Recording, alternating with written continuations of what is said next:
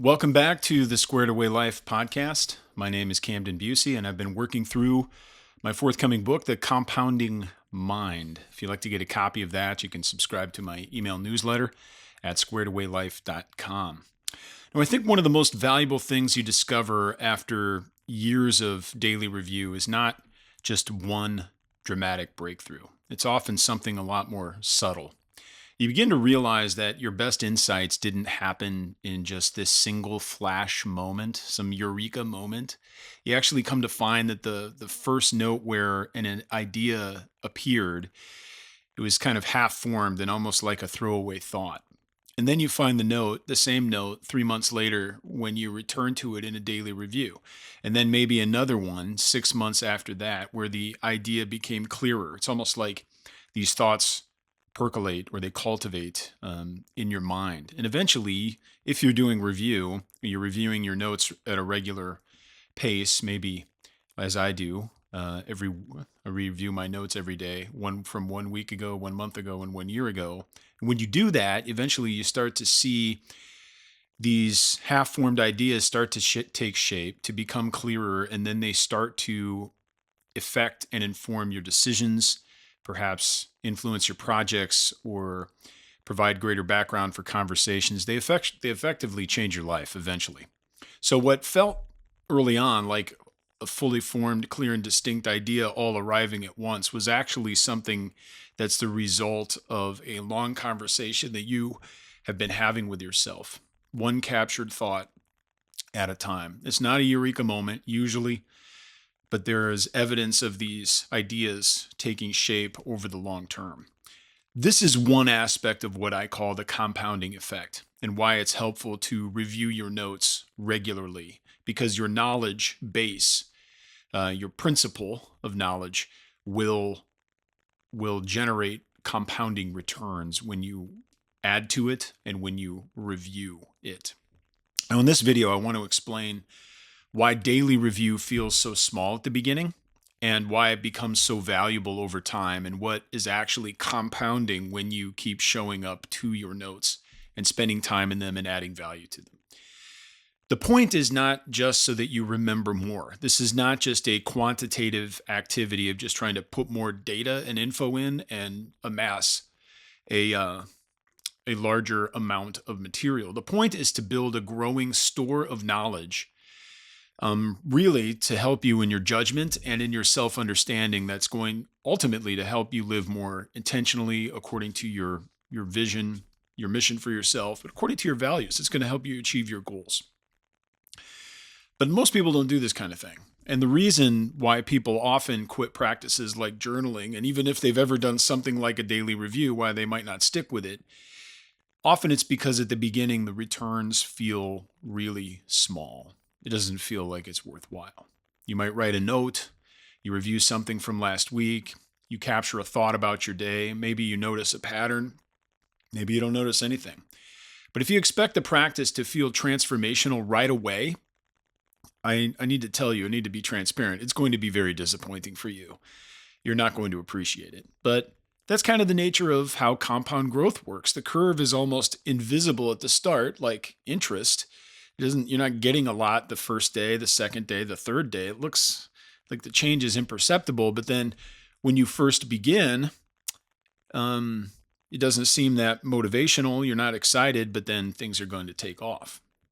At the beginning, you do not have years of notes. You do not yet have enough documented experience for deep patterns to emerge. You're just, in a sense, laying down raw material. It's like those first deposits to your savings account or your retirement account. It might not seem like much, like it's going to make that big of a difference, but it will. That raw material matters, but most of its value is going to be realized in the future. It's similar to investing, as I've mentioned. The first deposit matters, but you don't feel wealthy because you made it.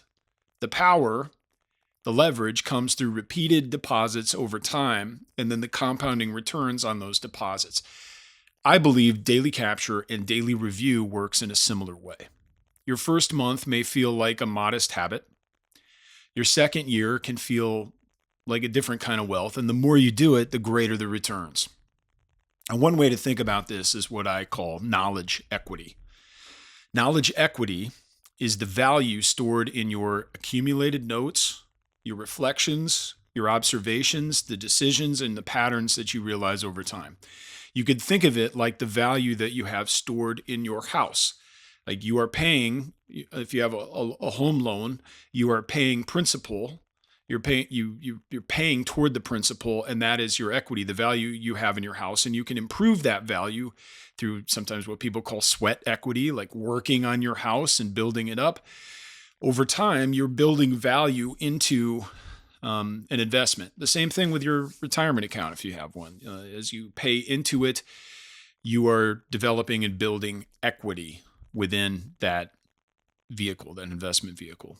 But the equity we have in our knowledge graph, in our notes, grows over at least three connected mechanisms. First, there's the base value. This is just the raw material that you accumulate, the notes that you captured over days that you've practiced this. They could be journal entries. They could also be literature notes, research notes if you're an academic or not, just reflections on things you're reading or things you're experiencing, things you've experimented with. All that stuff goes in. That's like principal. That's like your deposits. Every note has some value simply because it exists and you've tracked it. A thought that was written down can be reviewed later. A decision even that was captured can be evaluated later. But the value grows with consistency. A single insight captured once has some value, but that same insight captured and then revisited and then connected with other ideas and then applied over time has much greater value because repetition and this practice creates some integration. Integration creates an application. An application, you hope, would eventually create some change for the better. So there's that base value. But second, there is the connection multiplier. And this is what happens when your notes stop being isolated fragments and they begin becoming a network. A note by itself is a discrete piece of data, but a note that's connected to three other notes becomes information. And every individual piece becomes more valuable as it's part of a connected network. A note connected to dozens of other notes across different seasons and contexts begins to become knowledge, not just data or information. And that's why the second year of a review practice can yield far more value than the first, because you're not merely adding more notes. Now you're adding notes into an increasingly dense network and providing more and more connections, therefore increasing the value of the entire system beyond the incremental value of the data in that one note that you're adding to it. Each new note has more to connect to, and each new connection increases the value of the notes that it touches. Thirdly, there's a return of wisdom, kind of like a prudential return. And this is the deepest form of compounding. Patterns become visible that were invisible before, at least to you. When you've been doing capture and review, you begin to see things and learn things about yourself. You begin to respond to your stress. You begin to find out what enables your best work, which relationships energize or drain you, and how your thinking has changed over time. Now, of course, this all presumes that you're writing about these things somewhere, maybe in your journal. You need to be capturing these ideas, your thoughts. Things like, hey, today was a tough day. Here's what happened today. If you don't write those things down, your review is worthless. But if you write those things down and you have high fidelity in terms of writing down your thoughts, your emotions, your feelings, your health, whatever, the context, when you review it later, you're going to start realizing and recognizing these patterns. But pattern recognition alone is not wisdom. It's not going to make a difference just to recognize the pattern. Wisdom comes when those patterns begin shaping future decisions. Wisdom, I believe, is applied knowledge. You need to have knowledge, true knowledge, but then you need to do something with it and apply it to particular situations. That is wisdom, when you start acting wisely. And when a repeated insight ultimately changes your behavior, your actions, when you're able to take a proper and a right action, its value compounds because it's improving later decisions in that same area of life. All right, so those are three types of value relative to the compounding mind. But there's also 3 compound curves, 3 curves that in a sense kind of develop at the same time in a daily review practice. The first I call the knowledge curve. The more notes that you have creates more connections. More connections generate more insights lead often to better decisions, and better decisions, you would hope, produce better outcomes.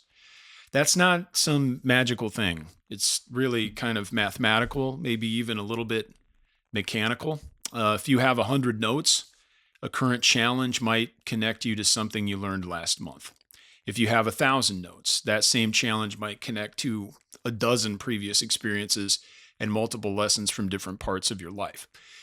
That makes your decisions better because they are informed by a record of what actually works in your life, how you've dealt with those things in the past. Secondly, so the first was the knowledge curve. Secondly, we have a skill curve. The practice makes you better at the practice, right? Over time, you get better at noticing what is worth capturing. Your pattern recognition gets faster. Your reflection becomes more precise and targeted. Your ability to synthesize across time and across domains gets stronger. You have greater awareness.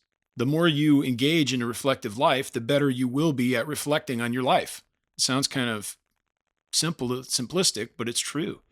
Better capture will give you richer material, and then richer material will make pattern recognition easier, and then better pattern recognition. What I mean by that is that you start to realize things about yourself and how you live and the world around you. That's going to deepen your reflection about your place in the world. The practice teaches you how to practice better. Now, the third curve here is the confidence curve. This one's really often easy to underestimate. But over time, your notes become evidence that you could trust yourself, or you start to learn to trust yourself when you're honest and transparent with yourself, and then you take action on improving.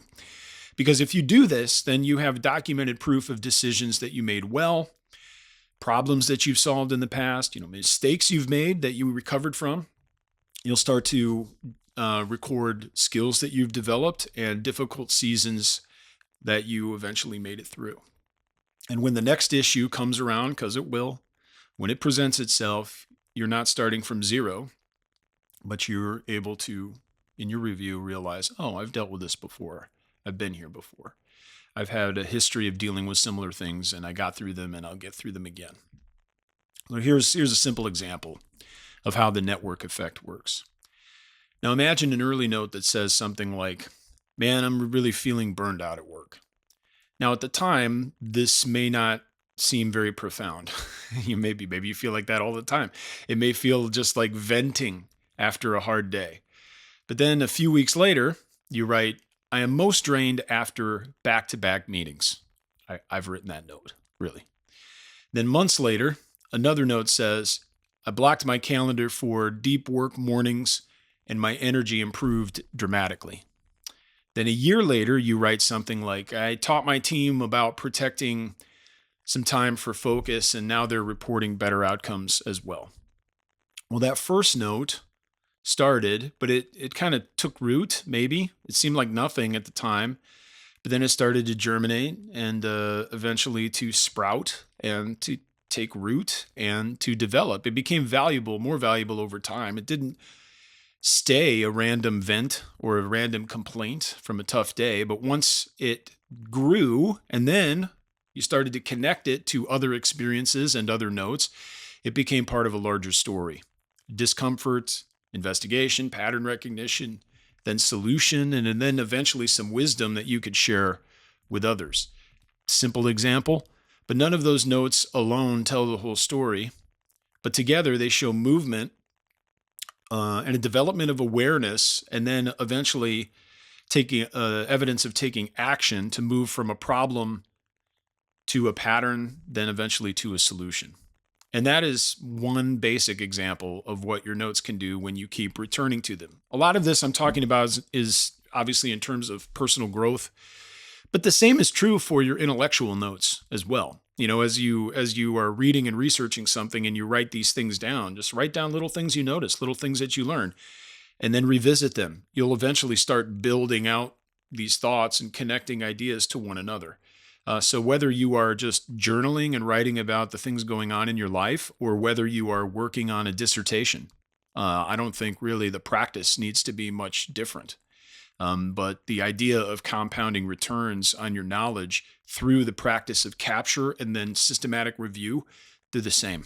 And it's going to work well for you.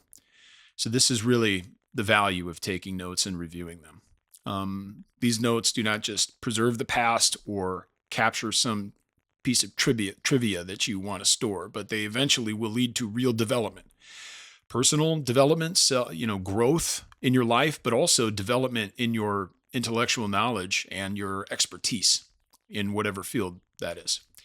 So I don't think you should, turn your reflective life into a dashboard. Neither do I think you should turn your intellectual life into a dashboard. The goal here is not to optimize every number, but it can be helpful at least to notice whether the compounding effect is actually happening. So there are a few simple things to consider to see whether or not you're moving in the right direction. First, you want to consider the notes that you capture. How many notes are you capturing? Are you putting something in every day? Ideally, you are. Are you creating some raw material? If you're not, you're going to run out of fuel and you're not going to have anything for review, and then you're not going to get any compounding returns. So make some deposits, all right? Second, are you reviewing? How many reviews have you completed? Are you regular? Are you doing this every day? Maybe multiple times a day if you're doing it from an intellectual standpoint. Are you returning to the material? Are you reviewing it, or are you just accumulating it? Are you just taking notes and throwing them into a filing cabinet that will never be opened? Or are you putting them into a system that you're going to review, develop, and cultivate over time? Consistent review is what turns your captures, your notes, into knowledge equity. You want to take advantage of that value that you've stored and grow it. You want to return on investment. Third, you need to consider the connections that are being made. Are your notes beginning to speak to one another? Are you seeing themes across weeks and months and years? Are different notes shedding new light on others? And that leads into the fourth, where insights are applied. This is maybe perhaps the most important one. Are you taking action on anything? Did something you noticed in review actually change a decision, a plan, or a habit? Or did it affect, a thesis statement? Did it help you to write a paper or to close an argument in a chapter of your dissertation? Now, these are all effectively kind of quantitative signs that we can consider, but there are at least some qualitative signs to watch and to look out for. Are you making decisions with more clarity and less second guessing? Are you recognizing patterns faster than you used to? Are you recovering from setbacks with more perspective? These are signs of growth that will compound over time, and they're good for you. The compound curve is invisible at the beginning. You need to remember that. It's going to require patience when you start this practice. It's not going to seem like it's making that difference. But now, as someone who's been doing this in a disciplined way for 5 or 6 years, I could tell you, I'm only feeling like I'm taking off. It's speeding up more and more. The second derivative is increasing, if you know your calculus. But this is going to require patience until you get to that point. Your first notes are not going to feel significant. Your first reviews will feel like a waste of time. But if you stay with it long enough, the value is going to begin to reveal itself. You will see ideas becoming clearer over time. They're going to develop and cultivate and grow. You will see patterns, and then you'll begin to get a handle on them, whether those are with respect to your personal life or with respect to your intellectual subject of study. And then you're going to be able to make decisions and conclusions, draw conclusions with a deeper sense of your own strengths, your weaknesses, and you can be confident about those things. You're going to have evidence that you've grown, that you've endured, that you've changed, that you've understood. And you'll begin to realize that the practice of taking notes and reviewing them was never merely about storing information, but it was about building a compounding system of self-knowledge so that you can grow, you can realize your purpose, and eventually achieve your goals. So start small, capture one note today, review it later, connect it to other notes if possible, take action when the moment comes, and then do it again. Compound growth accumulates quietly, but then one day it surprises you.